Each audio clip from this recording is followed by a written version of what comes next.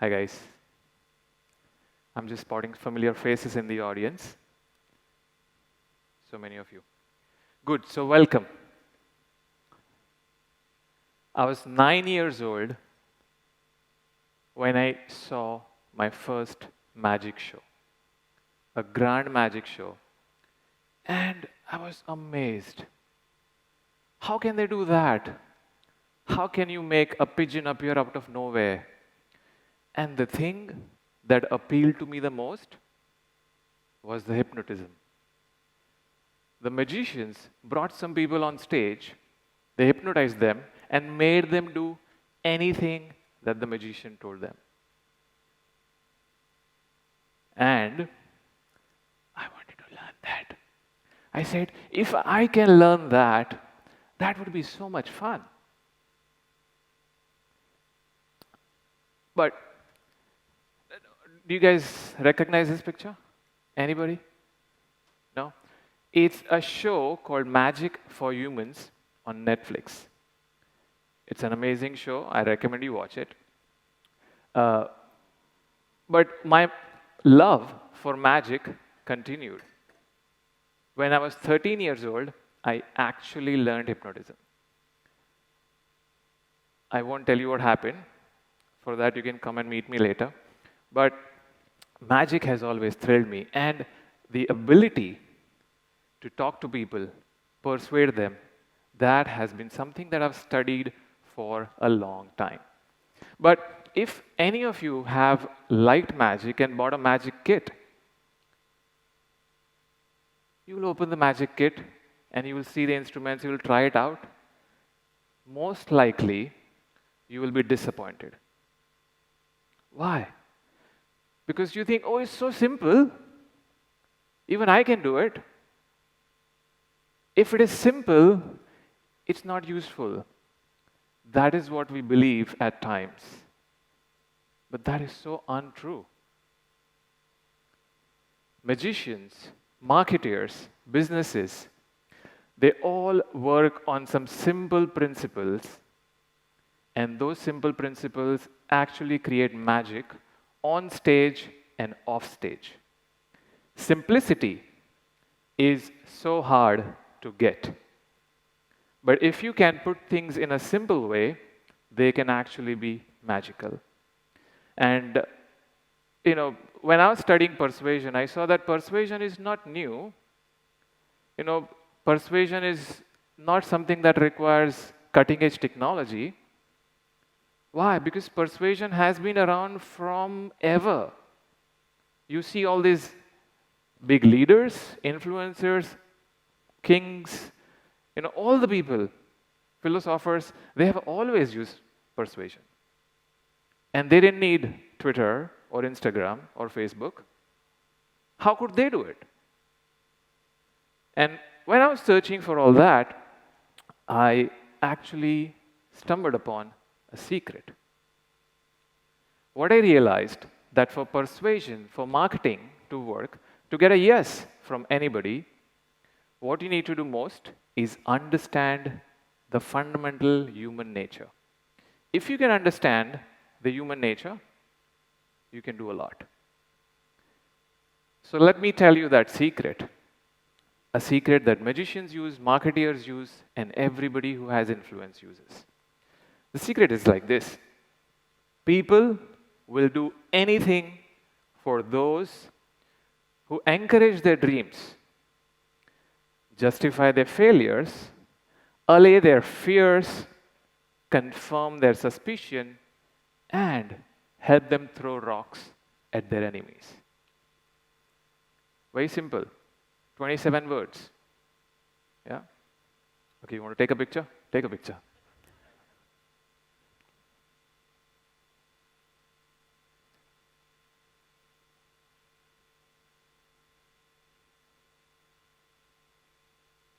Good. So, at this stage, and while we're thinking about this sentence and how it applies to us, what I would really love for you guys to do is to think about your audience. Think about your target. Think about a person that you want to get a yes from, right?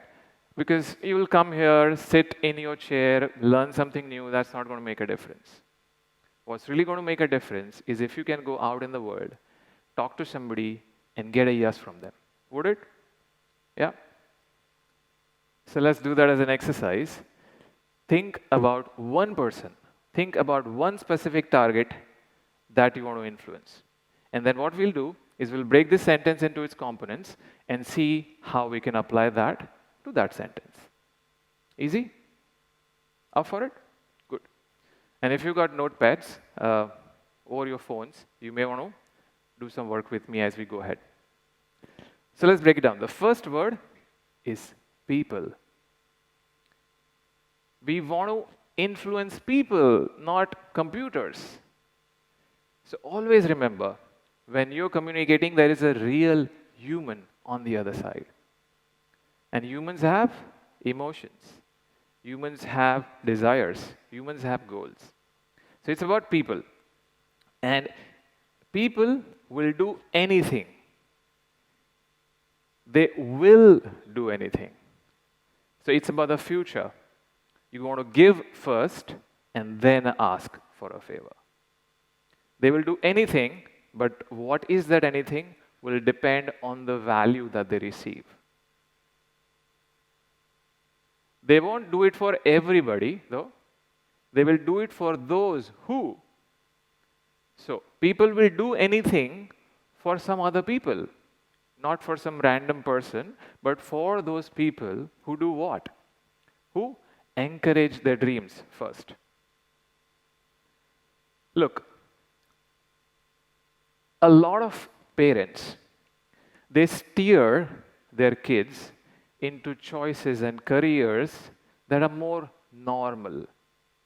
They are safe, risk averse. And that's more true for all Asian families. And they steer their kids that way, and the kids also believe that that is normal. And then they don't pursue their dreams. Then what happens? Suddenly, a stranger comes in, and the stranger encourages them to pursue their dreams. The stranger believes more in them. Who do you think will have more power? The parents or the stranger? Makes sense, right? At this stage, I wanted to think about your audience, the person that you wanted to get a yes from. What are their dreams? What are their aspirations? What are their desires? What is it that they are out there to get? Take a moment, think about it.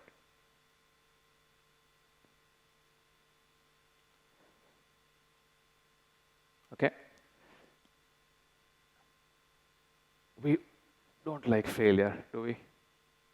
None of us likes failure. And what we do not like, even more than the failure, is taking responsibility for it. We know that taking responsibility gives us power over our actions. It's true. It's a known fact. Yet, we don't want to take responsibility and we want to blame it to some circumstance, we want to blame it to somebody else and just move on. Okay? And we've seen this so many times. Have you seen politicians? What do? There is a failure. What do? Blame it on somebody else. Right? Justifying their failures. It's used again and again and again. The flip side is also true. So the flip side of like responsibility gives you power is also true. If you can assure somebody that they are not responsible for their failures, you will have influence over them. If they take responsibility for their failures, they will have power. If you assure them that they are not responsible, you will have power. So you want to justify their failures. In the world of marketing, the justification of failure is by softening the burden of the failure.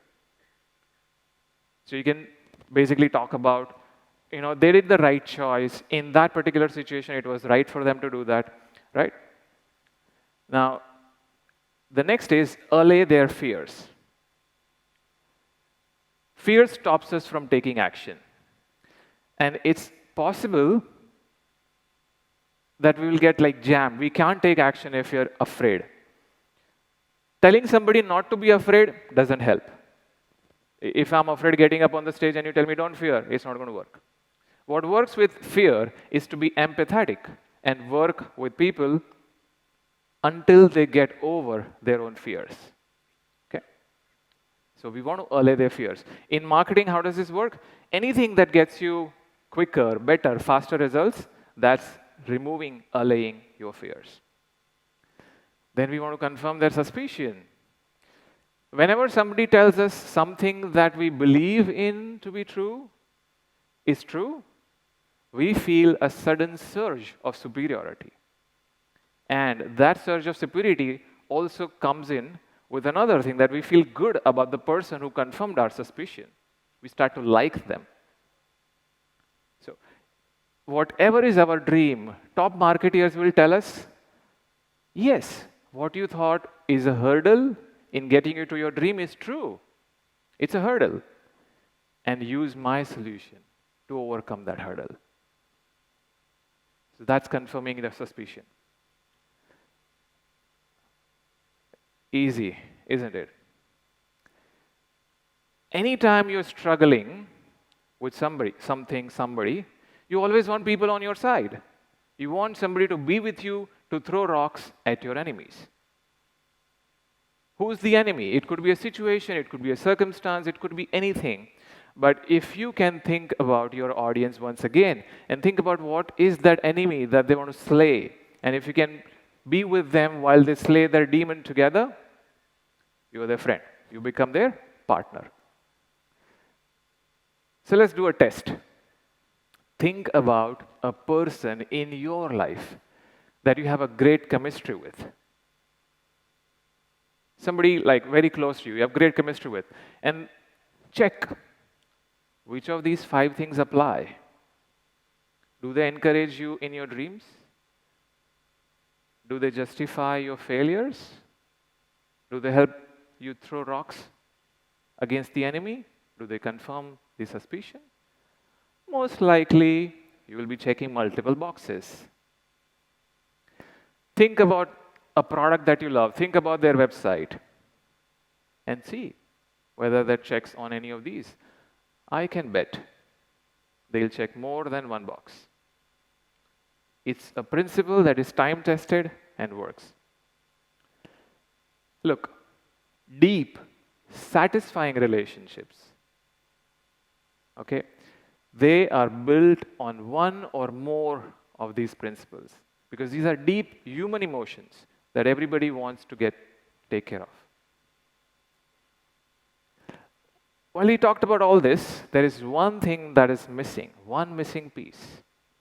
The entire sentence doesn't talk about you. There is no you. Persuasion is not about you. Persuasion is about the other person. You don't need to have an impressive, charismatic personality. You don't need to have great communication skills. You don't need to be able to come up on stage and speak. That is not required. What is required is your focus on the other person. Imagine you're talking to somebody in a conversation, your arguments are great, your offer is great, your product is great. What are you doing? You're looking at the wall, the person is here. Is it going to work? No. Focus on the other person. Right. Last, the deepest relationships, once again, are not based on the duration of your dialogue. The deepest relationships are based on the depth of the acknowledgement and taking care of the deep human emotions. You want to focus on taking care of those human emotions. And that's my secret to you guys. I hope you get a yes today. Thank you.